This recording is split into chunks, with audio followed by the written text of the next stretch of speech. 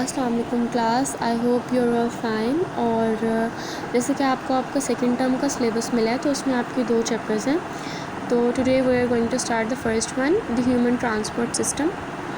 अच्छा, human transport system में basically सारा ट्रांसपोर्ट मैकेनिज़्म बताया गया है कि आपकी बॉडी में जितना भी ट्रांसपोर्ट सिस्टम है, ब्लड कैसे आ रहा है, न्यूट्रिएंट्स कैसे आ रहे हैं, ऑक्सीजन कैसे आ रही है और कार्बन डाइऑक्साइड कैसे रिलीज़ हो रही है, ये सारा कुछ ह्यूमन ट्रांसपोर्ट सिस्टम में आपको डिटेल में पढ़ाया जाएगा।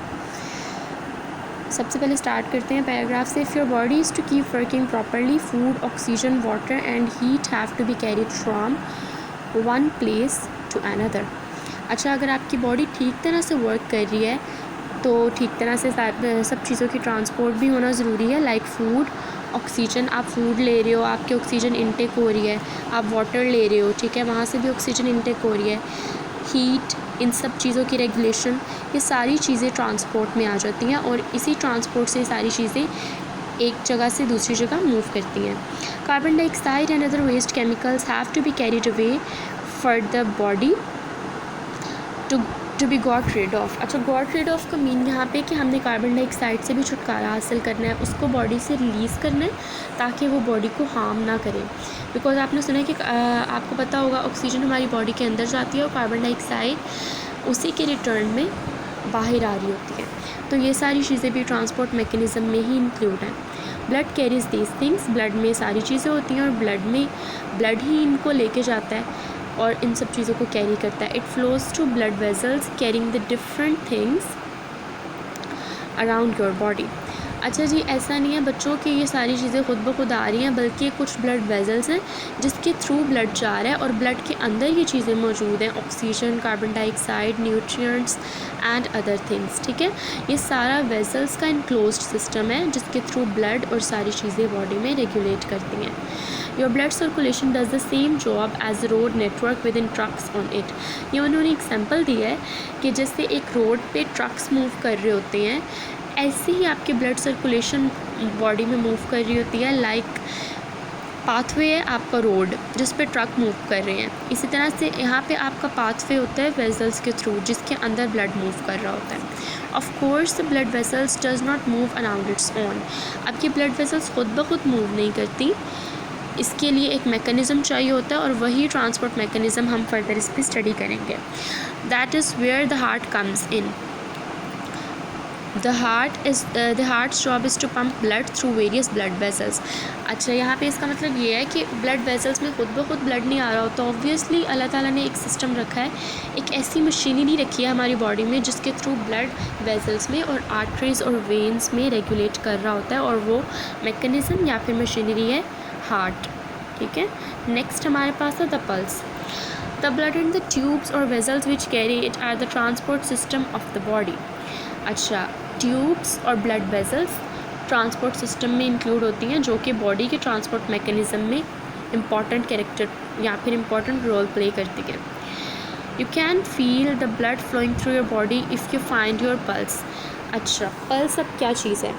पल्स आपका वो पॉइंट है जहाँ पे आपको बॉडी में ब्लड मूव होता हुआ फील करता है, आप फील कर सकते हो, ठीक है।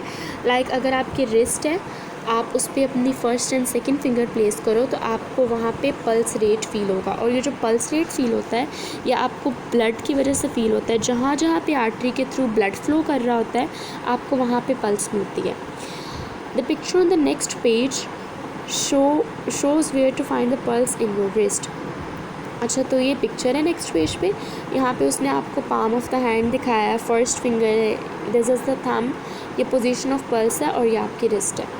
यहाँ पे एक चीज़ क्लियरली है कि आप क्लियरली देख भी सकते हो कि लिटिल फिंगर वाली साइड पे position of the pulse present नहीं है, बल्कि इंडेक्स फिंगर और थंब वाली साइड पे आपको पोजीशन ऑफ द पल्स मिल रही है।